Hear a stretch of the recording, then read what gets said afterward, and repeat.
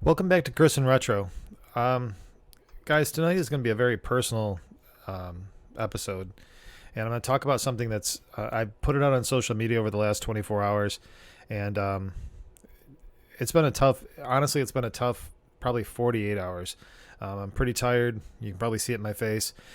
We've been going through a lot here in my home, and addiction is no joke, and the stuff that it does to people is um, pretty awful. 2 years ago, December 13th, 2021, I got the worst phone call I've ever had. And if you follow me on social media on TikTok or others, you've already heard this story. But I had got a call from Monroe County here in Rochester, New York, saying that my fiance was stable, but she was being transferred to a hospital based on an evaluation from an overdose. I understand the circumstances surrounding that, and this is definitely not something to put anything bad on her, except for the fact that we went through that. It was terrible, and probably one of the worst phone calls I've ever received. What you heard on social media from me was a profession of it, just trying to deal with the pain. Honestly, I mean, I still feel it. I'm worried. I worry about, are we going to go back there again? I mean, I never want to get a call like that again, but I'm thankful that she lived, and that we moved beyond it. But we're still, struggling. We're still dealing with some nonsense. And so tonight's video is going to be more about monuments, and things that we hold to, and both positive and negative. So, that date is a monument, and we're told not to hold on those things because it can trip us up. But that date really does hold to me because I'm reminded of how awful that is. And it reminds me of how important it is that I do the right things for my family and make sure that they're safe, in so much that I can control that. So with that, there's a couple other things I want to share with you. So I definitely am a very sentimental person, and so this is a monument. It's a date. It matters to me. I put a lot of meaning around it, but there's also other things that mean something to me too. So I'm going to share a few things. So, if you can see this teacup, my grandma Ruby, that's what she left me when she passed. She left us early. She got in a car accident actually going to see my uncle, and had some injuries that she ultimately succumbed to. And but that teacup is hers. And my grandmother, we had a tremendous relationship. I'd go watch. She was a big Buffalo Bills fan. She liked the Pittsburgh Pirates. I'm not sure what happened with her on that. I think she probably had some dementia or something like that. She liked the Pirates, but I don't hate her for it. I just really feel like that she wasn't thinking clearly.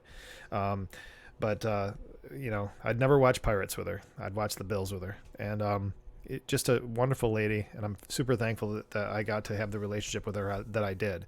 But a memento, a monument for her is this cup that I have here. Actually, it's over. I got a bookshelf over here that I put it on. My grandfather, her husband, left me this. This is the aftershave he used. This little Coleman lantern. It's kind of cool. It's still got the dust on it from when it was on his shelf.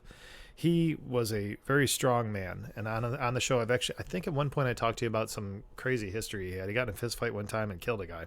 Hit the guy hit his head, he died, and he ended up by not having to go to prison for it. But it was pretty. Yeah, that's a little problematic.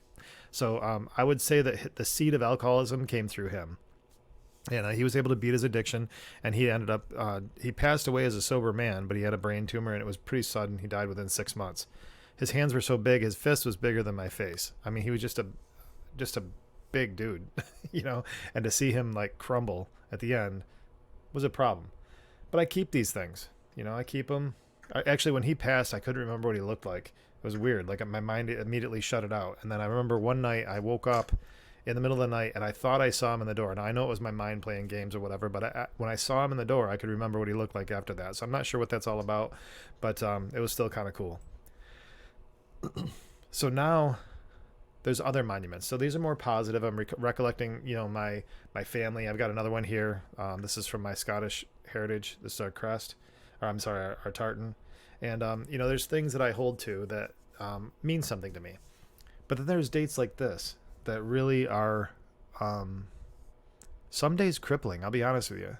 And then how things have gone in the last 48 hours, they're very troubling. They're very heavy. So what do I do with that whole thing? I mean, how do I deal with that? So these monuments, I think they're important markers for me because what they do for me, they're accountability. So some say that you shouldn't do that. For me, they're accountability. I look at them and say, okay, that's something that happened. There's certain roles that I had in that life, and there's certain things I need to, adjust. But at the same time, because I believe I'm a man of purpose, and there's certain things why I was brought back and why I'm here is because of certain purposes that I've been given to live my life with. I believe that some of that stuff is to remind me how painful this experience it can be and how important it is for us to come alongside those we love. We cannot control people's use. We can't determine their better days.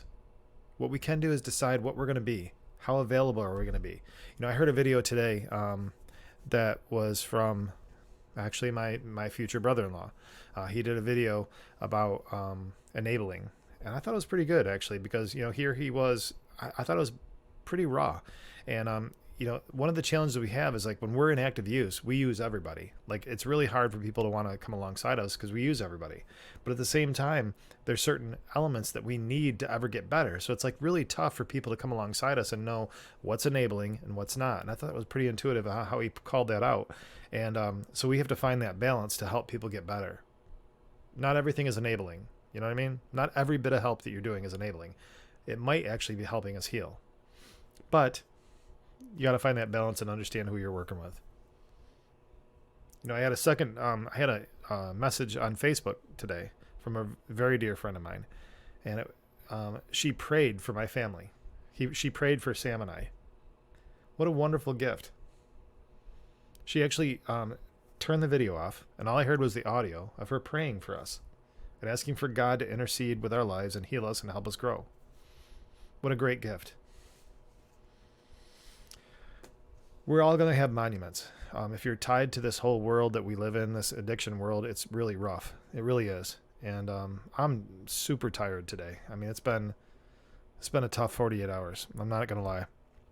It's not because of some, collapse I'm having based on history, but we're just dealing with some very current situations, and it's really rough. But I'm thankful. I'm thankful that I get to fight another day. I'm thankful for the family I have. I'm thankful that I get to have a family and have future and hope and aspirations. I'm thankful that I got today to work on a job that I love. I'm thankful I get to do this video right now.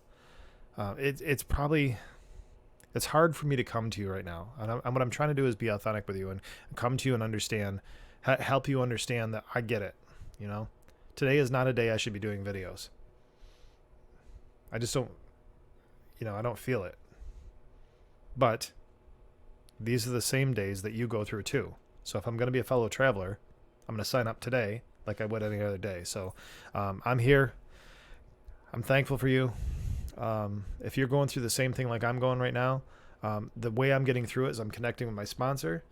I read a very important book. And I listen to my friends that love me. I don't reject their love, and I let them be involved as they see fit, and I stick to my plan. And I hope that helps you through your day as well.